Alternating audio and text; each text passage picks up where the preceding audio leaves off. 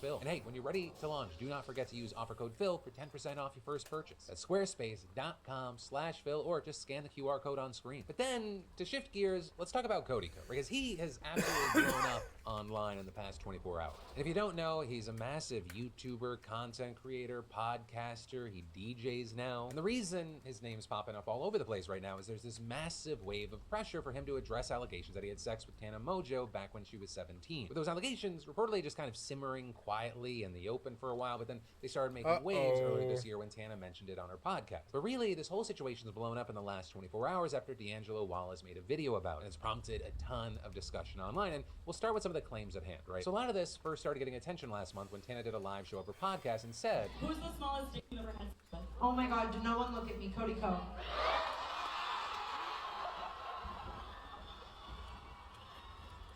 Delete the video. I can say that. I was literally 17. I can say that. What? right, and once that clip made it to TikTok, people started doing the math, realizing that if Tana was 17, Cody would have likely been 25 at the time. With Tana herself then further clarifying the claim on her podcast later in June, saying, yeah, people did the right math. This isn't just some crazy tea.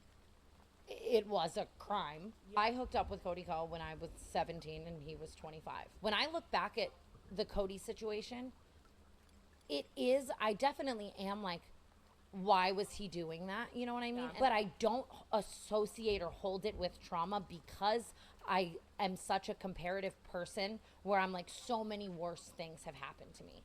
And that's bad. Right, with Tana saying that she was such a big fan of his, and as an adult, it's easier to look back and say she was taken advantage of, but she's not sure she felt that way. But also saying that even though she doesn't feel traumatized, she knows it's wrong, with her then going on to Trisha Paytas's podcast and adding, but at the same time, like, if I had a 17-year-old daughter or a little sister or something, like, I would kill. Well, seemingly all these things got certain pockets of the internet to pay attention. I mean, the situation did not blow up the way it has until yesterday, with D'Angelo posting a video titled An Uncomfortable Conversation About Cody Co, which racked up over 1 million views as of this morning, with him going through these allegations and condemning Cody for not addressing them, with him noting that yes, right now they're just allegations, but they are serious, and D'Angelo further arguing that Cody has every right to share his side of the story, but so far his silence makes him look really bad. Even if what Tana says is false, damn it. Your silence is still grossly incompetent at best. Why are you choosing the path that would be your only option if you were guilty? Just I'm have also blood pointing in to the some of the water. responses people have seen, which include people trying to dismiss Tana's claims by calling her a liar or saying that she's doing this for attention and saying, The person has tried to come forward about her experience God and damn has been met it. with the most vitriolic victim blaming I've seen in years. She's been dismissed, discredited, and disbelieved before anybody ever gave her a chance. Because it's Tana, which sets a horrible precedent that if a person runs out of goodwill, they lose the right to come forward with their experiences. that's actually something Tana touched on during her own podcast. I have seen so many comments of people like on some like, but what was she wearing?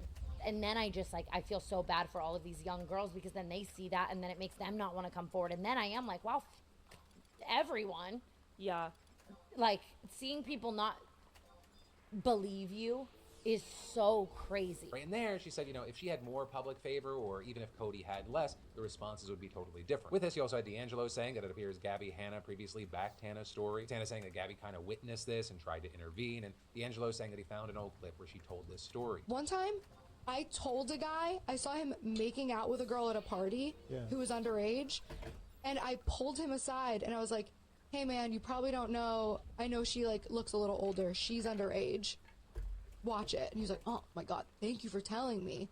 And then he turned that. And so the responses to all this have been massive. People slamming Cody in his Instagram comments, and folks on Twitter saying things like, people being okay with Cody Co hooking up with an underage Tana because it's Tana is actually disgusting and further plays into the idea of the perfect victim. Someone can be a terrible person and still be a victim. Her controversy does not take away what he did to her. Now there you also have some people talking about the age of consent in different states, but regarding that, you had a number of folks countering that, saying things like, a lot of grown adults spend a lot of time trying to, well, actually the age of consent, and it's vile. A 17-year-old is a minor, minors are children cannot consent. And even in areas where it's not, quote, illegal, it's immoral and wrong 100% of the time. But ultimately, that is where we are with this right now, though I don't think that this is going to be where it ends. But like I mentioned, this has been getting more and more attention, while D'Angelo Wallace's video on YouTube has just passed 1 million views. Over on Twitter, a lot of the clips and the segments have multi-million views. Other big commentary channels are now chiming in, like Moist Critical. One of the big consistent things we've seen are pushes for Cody to actually address the claims. But for now, we'll have to wait to see how all this plays out. And of course, if and when he does, I'll want to update this story, but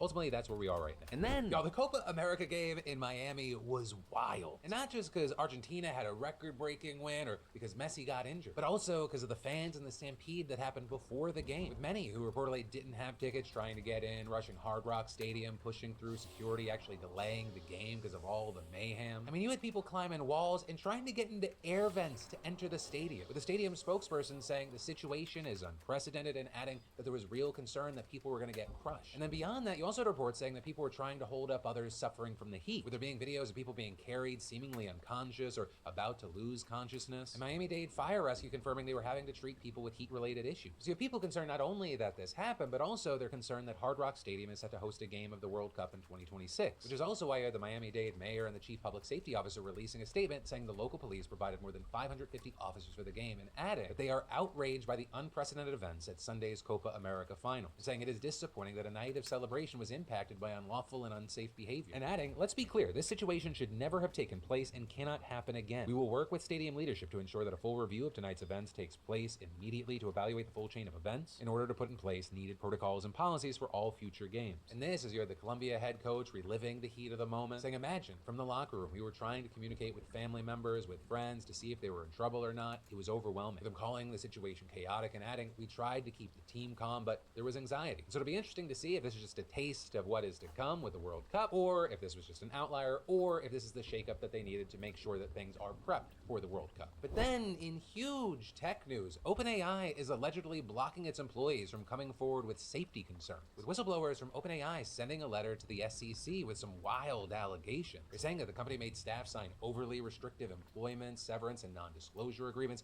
that could have led to some serious consequences for workers who raised concerns about OpenAI to federal regulators. And also, when I say overly restrictive, I'm not using that term lightly. See, according to the letter, those agreements required OpenAI's employees to waive their federal right to whistleblower compensation and demand staff get approval from the company before disclosing any information to regulators. They also allegedly didn't create any exemptions from their non-disparagement clauses for employees telling the SEC about securities violations within the company. This is the attorney representing the OpenAI whistleblowers said that these agreements threaten criminal prosecution and, quote, severe sanctions if employees reported problems to federal authorities. And according to the letter, these agreements break long-standing federal laws and regulations meant to protect whistleblowers, with one of the letter's authors saying in the Washington Post, these contracts send a message that we don't want employees talking to federal regulators, and adding, I don't think that AI companies can build technology that is safe and in the public interest if they shield themselves from scrutiny and dissent. Now, notably, this letter was sent to SEC Chairman Gary Gensler on July 1st, and a copy was reportedly provided to Congress, which is also how we know about it because the Washington Post recently acquired it from Senator Chuck Grassley's office, and they published it. And there, the senator is saying in a statement, OpenAI's policies and practices appear to cast a chilling effect on whistleblowers' rights to speak up and receive due compensation for the protected disclosures. In order for the federal government to stay one step ahead of artificial intelligence, OpenAI's non-disclosure agreements must change. Right? And that change is exactly what the whistleblowers are asking for here, with a letter urging the SEC to require every non-disclosure agreement OpenAI has issued to be presented for inspection and fine them for each improper one found. Also, they're saying that OpenAI should be required to contact all their past and current employees to notify them of the company's violations, as well as inform them that they have a right to anonymously contact the SEC to report anything illegal within the company. And with that said, a spokesperson for OpenAI has responded to this situation, saying in a statement, our whistleblower policy protects employees' rights to make protected disclosures. Additionally, we believe rigorous debate about this technology is essential and have already made important changes to our departure process to remove non-disparagement terms. But with that, also, it should be noted that we don't know whether the SEC has actually opened an investigation into these allegations yet. But there's only knowing that a spokesperson told Reuters in an emailed statement that the commission doesn't comment on the existence of a whistleblower submission. But either way, something that should garner at least some attention since we're talking about a company that wants to build AGI. But as far as the whistleblowers, I'm sure they'll be fine as long as they don't have any concerning information that they want to share about Boeing. But then, in other big Trump news we have to talk about, a Trump-appointed federal judge just dismissed the classified documents criminal case against him in an absolutely stunning decision that goes against decades of precedent. Right, just this morning, U.S. District Judge Aileen Cannon tossed the case in its entirety based on the long-shot argument by Trump's team that the appointment of special counsel Jack Smith violated the Constitution, with Cannon ruling specifically that Smith's appointment as special counsel by U.S. Attorney General Merrick Garland went against the Constitution's Appointments Clause, or with that, saying that officers of the United States must be appointed by the President and confirmed by the U.S. Senate, with Cannon writing there that Garland didn't have the authority to, quote, appoint a federal officer with the kind of prosecutorial power wielded by special counsel Smith. And, this decision, it's a massive bombshell for a number of reasons. First of all, it goes against numerous other court rulings. Court decisions going all the way back to the Watergate era have upheld the legality of the process for naming independent prosecutors, and it also rolls back nearly 3 decades of precedent for how special counsels get their jobs. And secondly, because of all that, this legal theory had been widely considered a far-fetched argument, unlikely to go anywhere. I mean, hell, Trump's team didn't even start pushing it until they were urged to do so by conservative legal groups. And also, a very key thing here is they didn't ask the Democrat-appointed judge overseeing the election interference case in D.C. to dismiss the case on the same grounds. And that's even though Garland also appointed Smith to oversee both the D.C. and Florida cases in the same exact way. In fact, I mean, in hearings on the matter last month, Judge Cannon herself acknowledged that precedent appeared to support Smith's appointment by Garland, with her saying that there would be a high legal bar to overturn that decision. But then, 2 weeks ago, of course, something happened. The conservative majority of the Supreme Court, they granted Trump and President sweeping immunity against prosecution. And notably, in a totally bizarre concurring opinion,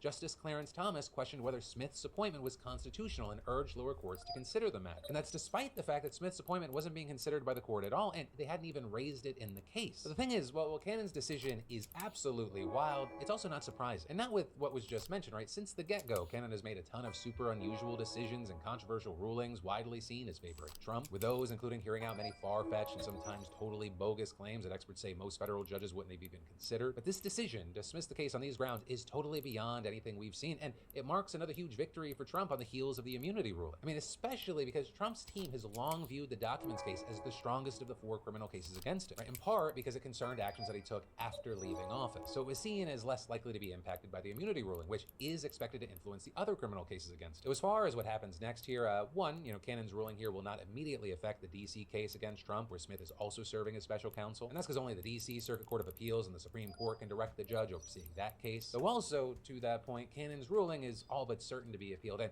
might even eventually make its way up to the Supreme Court. And while things seem geared to play out in Trump's favor, really, no matter how that plays out, at least for the short term, this is a massive win for him, because while there was a belief that maybe the documents case wouldn't go to trial until after the election, this all but ensures. And then if and when he wins the presidency, he can just use his power over the DOJ to effectively stop the case. But that, my friends, is where your Monday evening, Tuesday morning dive into the news is going to end. But remember, not only will I see you tomorrow for Tomorrow's Philip DeFranco show, but make sure you subscribe and you have all notifications turned on, because I'm looking to have a morning live show again tomorrow. You gonna do double the work, Phil?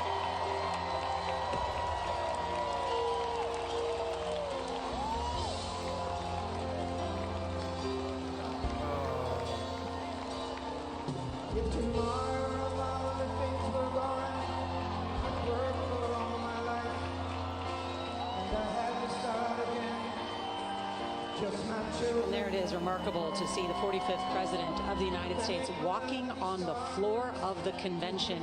You can see that his right ear bandaged after being grazed by a bullet just 48 hours ago.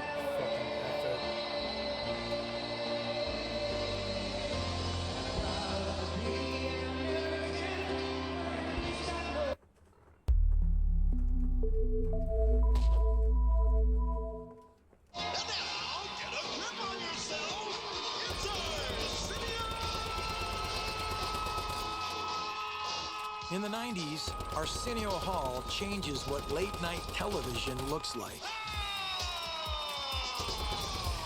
We were able to see people on there that we couldn't see anywhere else. How scary is that for Paramount? Arsenio also transforms what it sounds like. A lot of people would give NWA a chance to say or express any of their songs. F the Police. Yeah. Where you gonna see Kid and Play? Where you gonna see Salt and Pepper? Where you gonna see MC Hammer? Where you gonna see Bobby Brown? While unconventional bookings lift Arsenio to late-night stardom, Those people over there are people we usually give names to. That's all. one controversial Give guest some people I usually give some kind of name in the to. room. helps bring it all crashing down. Love the Arsenio Hall show. I used to watch it a lot.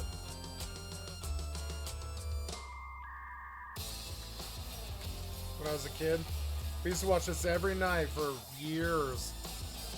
This was a great show. Dark Side of the 90s, Vice. Okay. Early in the decade, the Arsenio Mark Hall show tops the McGrath. ratings for late-night TV. Mark offering McGrath, American the audiences lead singer a of fresh Sugar new Ray. take on a stale old concept. Or no, maybe Mark Watching McGrath. Arsenio Maybe that's was a an baseball event. player. I forget. I love that Arsenio is and was Fuck, different. now I need to know who Mark McGrath is, because the name's Mark McGrath was the lead singer of Sugar Ray. I got it. I nailed it. It's Mark McGrath. I nailed it. It's the lead singer of Sugar Ray. I nailed it the first time, and then I doubted myself. I love that he created space for you to talk about lots of things. I was one of these chilies in high school. Come on, my name's Shaniqua, I'm from the Bronx. And the white girl's like, super, terrific.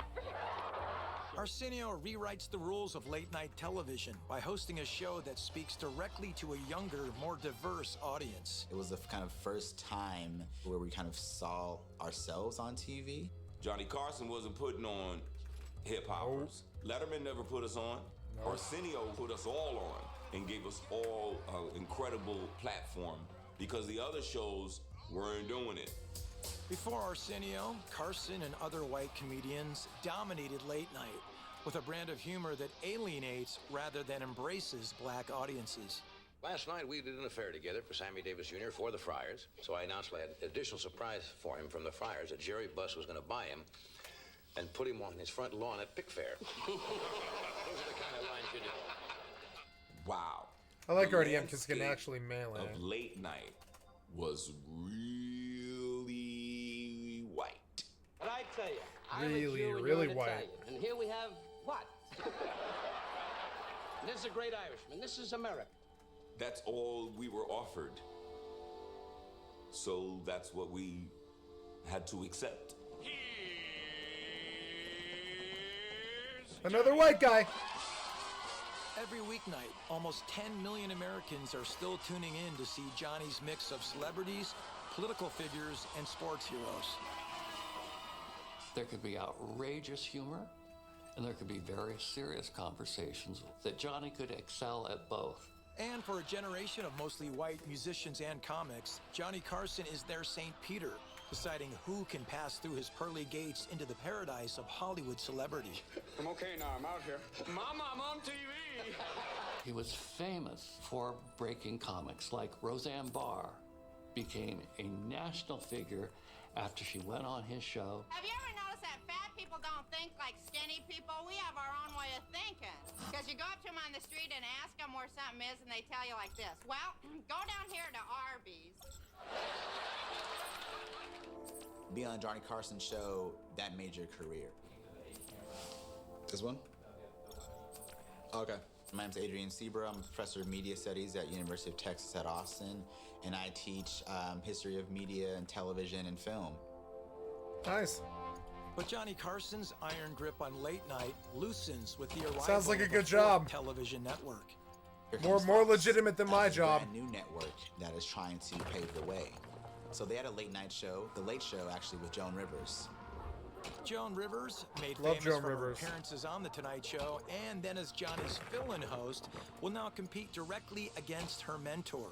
Feeling betrayed, Johnny never speaks to her again and works to sabotage her show. Carson would say to individuals, if you went on Joan's show, you can't come on mine. When you are doing late night TV, talent is your bread and butter. That's what people tune in for. They tune in to see who you have on the couch, who you have performing. I wanted to show you pictures of all the guests we're going to have on The Late Show. The executive said no pictures, just slides. So here they are. My first week. Without headline talent, the ratings lag. So Fox decides to keep The Late Show and lose Joan Rivers. Joan was actually kicked off of the show, but they still had this spot to fill up. And in comes a slew of guest hosts to come in of The Late Show on Fox. Including a young black comic named Arsenio Hall. Oh, boy. Like He was Carson so and David good Letterman, with, Hall is from the Eddie Midwest. Murphy. Born in Cleveland, Ohio in 1962, the son of a preacher is drawn to the spotlight from a young age. He was actually seen on a Black Public Affairs show, Soul, as Arsenio the Magician when he was about 12 years old. NBC is serving cold beer and See, people love Arsenio. He wasn't as good as Eddie Murphy, but he was really good. He was the sidekick of Eddie Murphy.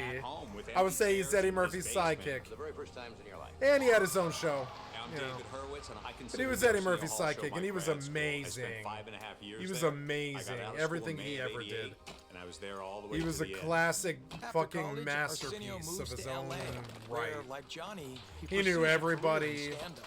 Well, I went to J.C. Penney's today. They had a white sale about a Caucasian family, so I feel real good. Alan Thicke found him, and he was used as a sidekick and doing shtick on Thick of the Night. As the sound of the world's dumbest baseball promotion, Pistol Night. Is that the last one? No, I think it gets better. The Thick of the Night talk show is canceled after its first season, but Arsenio's time as the show's number 2 earns him a chance. in See, the he's big a chair sidekick. as See a it? temporary fill-in They're on like, Fox's come on, late-night you're a good shows. sidekick. He got They started typecast to so bad. I felt so take bad for him. people like I Arsenio. really felt when you saw stuff like Coming to America, you knew very much so that Arsenio was the real star there. I mean, Eddie Murphy was the real star, but Arsenio was better than everybody else on the cast except for Eddie Murphy. But he always lived in the shadow of other people's lives, and we always kind of wondered why. We're like Arsenio, so he did eventually get his own. He took the David Letterman way out, and he took the night show opposite, I think, David Letterman, if I recall, and I don't think David minded him either.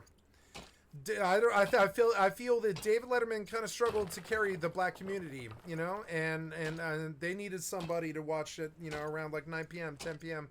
And the Arsenio was it. Arsenio was it for a lot of us for a long time.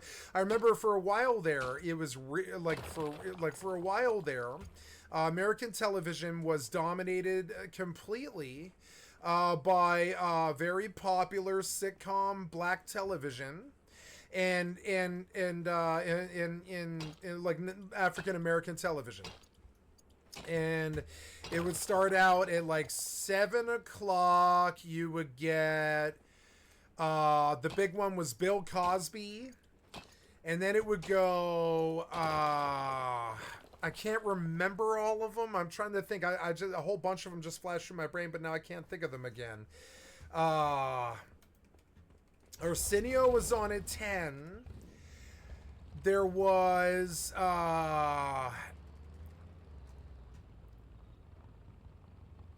lot of movies like Eddie Murphy's Coming to America, Kid and Play 2.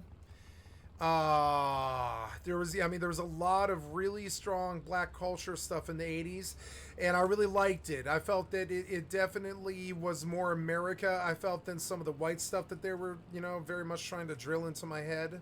Oh, Family Matters was an entirely black show, and I loved Family Matters. I saw every single episode many, many times. I loved Family Matters. Urkel was a great show. Urkel had a great show. That was a great show about Family Matters. And it was just about, you know, growing up. That's all it was.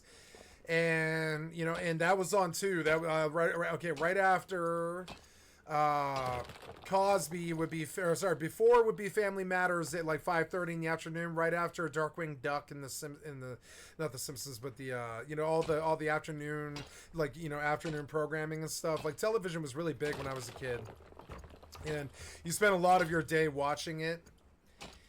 And there was like a certain clique and a certain thing that you were into. Like, I was a Nickelodeon kid, and my mother liked black television. I mean, everybody did, though. I mean, the Thursday night was dominated for a long time by an entirely black cast of shows, and I loved it. I loved every minute of it. I learned so much about actual American culture, I would say. And then eventually I did actually like end up in Long Beach, in the ghetto for, you know, it was like 2 years, and Omaha in the ghetto for a couple of years, and Denver in the ghetto for a couple of years, and after a while I got kind of used to it. After I've spent about 10 years of my life in either barrios or ghettos. Oh, I cannot do anything. You're not letting me do anything. Okay.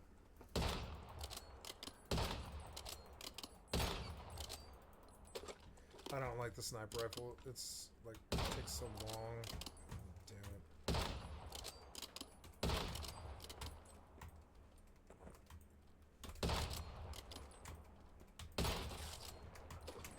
Woo.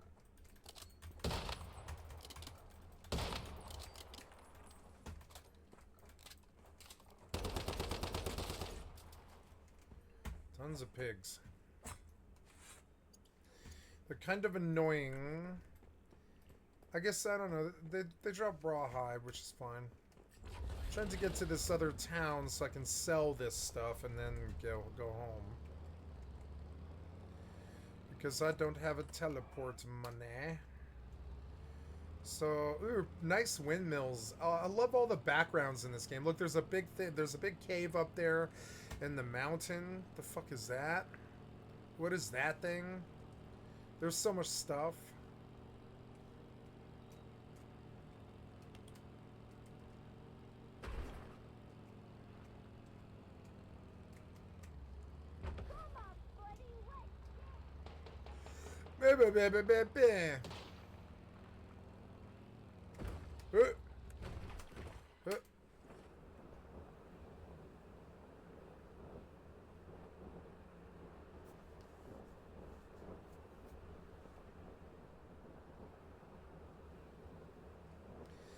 I like how this game just sort of has you take flight every once in a while. You kind of just end up like in a cool glider moment all the time. I actually really like that a lot. It's what I always wanted to do when I was a kid.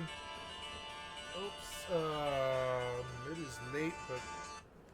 Hello?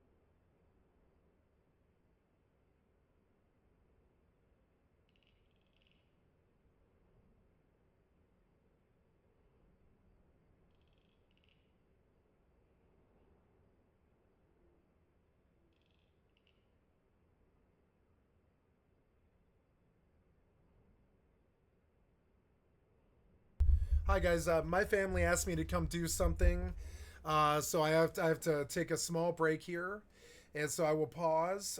Give me just a second. I'm looking for paint here, but I don't see it because I don't think I have the thing anymore. There. And I will say, get this back to tab, and I want to say B. be, I'm going to pause the video, which is not letting me pause. That sucks, but this shouldn't take but 5 minutes. I'll be right back. Oh, your router will shut me down. I don't want to... Well, I suppose... you know, I guess I'm going to shut down the stream, guys. I'm terribly sorry. And the recording, and because this will take a little while, and I believe it's going to disconnect me. So I will be back, and I will be back.